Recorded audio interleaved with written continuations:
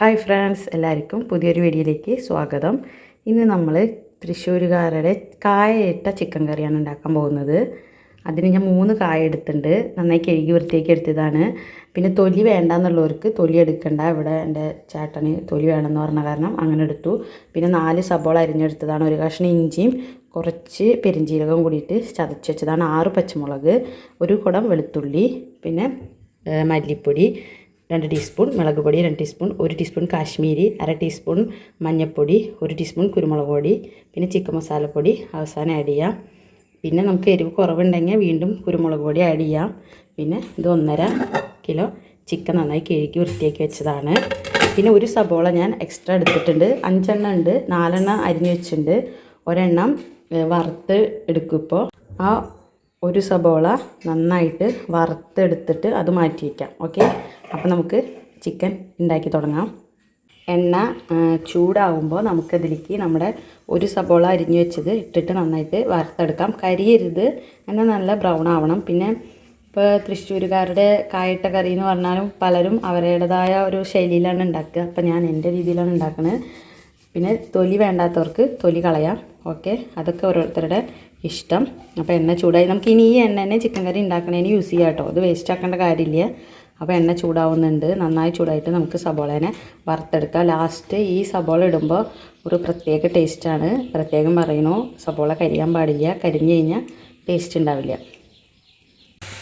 എണ്ണ ചൂടായി സബോള നന്നായിട്ട് മൂക്കുന്ന സമയത്ത് നമുക്ക് എടുക്കാം കേട്ടോ. നന്നായി മൂക്കട്ടെ, കരിയാൻ പാടില്ല, പ്രത്യേകം ശ്രദ്ധിക്കണം. ഇതാ നമ്മുടെ സബോള നന്നായിട്ട് മൂത്തുണ്ട്. നമുക്ക് കോരിയെടുക്കാം. ഇനി ആയി കഴിഞ്ഞാൽ കരിഞ്ഞു പോവും, അപ്പോൾ ടേസ്റ്റ് ഉണ്ടാവില്ല. അപ്പോൾ ഞാൻ കോരിയെടുക്കുകയാണ്. നമുക്കിനി ഈ എണ്ണയിൽ തന്നെ നമുക്ക് ചിക്കൻ കറിക്കുള്ള സബോളയൊക്കെ വഴറ്റിയെടുക്കാം. ഇതിപ്പോൾ നല്ല സ്മെല്ലുണ്ട് സബോള വറുത്തത്. നമ്മൾ ബിരിയാണിക്കും ഒക്കെ വറുക്കില്ലേ, അതുപോലെ. ഓക്കെ, ആ എണ്ണ തന്നെ മതി, വേറെ എണ്ണയൊന്നും ഒഴിക്കണ്ട. അതൊഴിച്ച് നമ്മളിവിടെ ചതച്ച് വെച്ചിട്ടുണ്ടായിരുന്ന ഇഞ്ചി, പച്ചമുളക്, സബോള, വെളുത്തുള്ളി എല്ലാം ഇട്ട് കൊടുത്തു. നമുക്ക് കുറച്ച് ഉപ്പ് ഇട്ട് കൊടുത്തിട്ട് നന്നായിട്ട് വഴറ്റിയെടുക്കാം.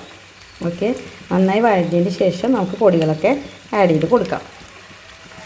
സബോള അത്യാവശ്യം നന്നായിട്ട് വഴണ്ടി വന്നിട്ടുണ്ടെങ്കിൽ നമുക്ക് നമ്മുടെ പൊടികളെല്ലാം ഒരുമിച്ച് തന്നെ കൊട്ടിക്കൊടുക്കാം. എന്നിട്ട് നന്നായിട്ട് മൂപ്പിച്ചെടുക്കാം.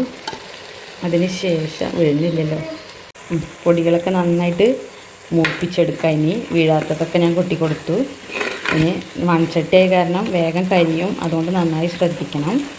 നന്നായിട്ട് മൂത്തതിന് ശേഷം നമുക്കിതിലേക്ക് നമ്മൾ 2 ചെറിയ തക്കാളിയാണ് അത് ഇട്ട് കൊടുക്കുക. നമുക്ക് ചിക്കൻ മസാലപ്പൊടി ലാസ്റ്റ് ഇടാം. ചിക്കൻ മസാലപ്പൊടി ഇഷ്ടമില്ലാത്തവർക്ക് ഗരം മസാലപ്പൊടി ഇടാം. ഓക്കെ, അപ്പോൾ നമുക്കിത് നന്നായിട്ട് വഴറ്റിയെടുക്കാം. തക്കാളി മുറിച്ചിട്ട് കൊടുത്തു. തക്കാളി നന്നായിട്ട് വഴന്ന് വന്നതിന് ശേഷം വേണം തരാം.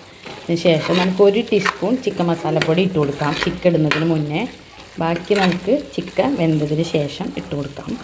അപ്പോൾ തക്കാളി നന്നായിട്ട് വെന്ത് വരട്ടെ. 1 ടീസ്പൂൺ ചിക്കൻ മസാലപ്പൊടി ഇട്ട് കൊടുത്തു. ഇപ്പോൾ നമ്മുടെ തക്കാളിയും സബോളയും പൊടികളൊക്കെ വഴണ്ട് വന്നിട്ട് ഇങ്ങനെ ഉണ്ടാക്കണ ചിക്കൻ കറിക്ക് ഒരു പൊളി ടേസ്റ്റാട്ടാ, പറയാനില്ല, എന്തുട്ടാ ടേസ്റ്റ്. അപ്പോൾ നമുക്കിനി ഇതിലേക്ക് ചിക്കൻ ഇട്ട് കൊടുക്കാം. എന്നിട്ട് നന്നായിട്ട് മിക്സ് ചെയ്ത് കൊടുത്തതിന് ശേഷം ഒരു നാരങ്ങ നീര് പിഴിഞ്ഞൊഴിച്ച് കൊടുക്കാം. അപ്പോൾ അതാ നമ്മുടെ ചിക്കൻ ഇട്ടു, നന്നായിട്ട് മിക്സ് ചെയ്ത് കൊടുത്തിട്ടുണ്ട്. ഇനി നമുക്കൊന്ന് ജസ്റ്റ് വെന്തതിന് ശേഷം നമ്മുടെ കായേനെ ഇട്ട് കൊടുക്കാം. ഒരു നാരങ്ങ നീരും ഒഴിച്ച് കൊടുക്കാം. ഉപ്പൊക്കെ ഇപ്പോൾ പാകത്തിനാണ്. ഇത് വലിയ നാരങ്ങയാണെങ്കിൽ പകുതി നാരങ്ങ മതി. ഇത് ചെറിയ നാരങ്ങയായ കാരണമാണ് ഒരു നാരങ്ങ എന്ന് പറഞ്ഞത്. അപ്പോൾ ഒരു നാരങ്ങ നീര് ഒഴിച്ച് കൊടുത്തു. ഇത് കുഞ്ഞ നാരങ്ങ ഇടുന്നു. ഇനി നമുക്ക് നന്നായിട്ട് മിക്സ് ചെയ്ത് കൊടുക്കാം. വേണമെങ്കിൽ കുറച്ചും കൂടി വെള്ളം ഒഴിച്ച് കൊടുക്കാം. എന്നിട്ട് നമുക്ക് കായനെ ഇട്ട് കൊടുക്കാം. കായ ഞാൻ ഇട്ട് കൊടുത്തിട്ടുണ്ട്. 3 കായ ഞാൻ ഇട്ടു. ഈ ചിക്കനിലേക്ക് 1 കായ അല്ലെങ്കിൽ 2 കായൊക്കെ ആവശ്യമുള്ളൂ. പക്ഷേ കായപ്രിയനായതുകൊണ്ട് എനിക്ക് മുഴുവൻ കായ ഇടേണ്ടി വന്നു. അപ്പോൾ നമുക്ക് വെന്തതിന് ശേഷം കായ ഇട്ടാലും ഇട്ടില്ലെങ്കിലും ഒക്കെ ടേസ്റ്റാണ്. കായ ഇട്ടാൽ വേറൊരു പൊളി ടേസ്റ്റ് തന്നെയാണ് കേട്ടോ. എന്തുകൊണ്ടാണെന്ന് വെച്ചാലും ഞാൻ 2 വേപ്പിൻ്റെ ഇലയും കൂടി ഇട്ട് കൊടുത്തു. ഇനി നമുക്ക് നന്നായിട്ട് മിക്സ് ചെയ്ത് കൊടുക്കാം.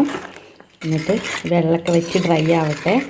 ഈ സമയത്ത് നമുക്ക് ഇതിലേക്ക് 1 ടീസ്പൂൺ ചിക്കൻ മസാലപ്പൊടി ഇട്ട് കൊടുക്കാം. ഗരം മസാലപ്പൊടി വേണ്ടവർക്ക് ആദ്യം ഇപ്പോഴും ഗരം മസാല ഇടാം, അതല്ല ചിക്കൻ മസാലപ്പൊടി വേണ്ടവർക്ക് അങ്ങനെ ഇടാം. ഞാൻ ചിക്കൻ മസാലപ്പൊടിയാണ് ഇടുന്നത്. അപ്പോൾ 1 ടീസ്പൂൺ കൂടി ഇട്ട് കൊടുക്കാം. എന്നിട്ട് നമുക്ക് സിമ്മിലിട്ടിട്ട് വേവിച്ചെടുക്കാം. അതിപ്പോൾ പകുതി വെന്തിട്ടുണ്ട് കേട്ടോ. പിന്നെ എന്താ പറയുക, മൺചട്ടിയെ കാരണം ശ്രദ്ധിക്കണം, അടി പിടിക്കും. 1 ടീസ്പൂൺ ചിക്കൻ മസാലപ്പൊടി ഇട്ട് കൊടുത്തു. ഇനി നമ്മൾ പൊടിച്ച് വെച്ചിട്ടുണ്ടായിരുന്ന വറുത്ത് വെച്ചിട്ടുണ്ടായിരുന്ന സവോളേനെ കൈ വെച്ചിട്ട് നന്നായിട്ട് പൊടിച്ചിട്ട് ഇതിലിട്ട് കൊടുക്കാം. ഇത് ഈ എരിവ് പോരാന്നുള്ളവർക്ക് കുരുമുളക് പൊടി ഇട്ട് കൊടുക്കാം. പക്ഷേ നല്ല എരിവുണ്ട് ഇപ്പം തന്നെ, കുട്ടികൾക്ക് കഴിക്കേണ്ടതല്ല. ഇനി നന്നായിട്ട് അടച്ച് വെച്ചിട്ട് ഒന്നും കൂടി വറ്റിച്ച് ഡ്രൈ ആക്കി എടുക്കാം, നന്നായിട്ട് ഇളക്കി കൊടുത്തിട്ട്. അപ്പോൾ നമ്മുടെ കായയിട്ട ചിക്കൻ കറി റെഡിയായി വെന്തിട്ടുണ്ട്. കണ്ടോ, അടിപൊളി. ഇനി എരിവ് വേണമെന്നുള്ളവർക്ക് കുരുമുളക് പൊടിയൊക്കെ ഇട്ട് കൊടുക്കാം. ഇത് കറക്റ്റ് എരിവാണ്, അതുകൊണ്ട് ഒന്നും ഇടുന്നില്ല. അപ്പം ചിക്കൻ കറി റെഡി. പുതിയൊരു വീഡിയോ ആയിട്ട് വീണ്ടും കാണുന്നതുവരയ്ക്കും ടാറ്റാ, ബൈ ബൈ.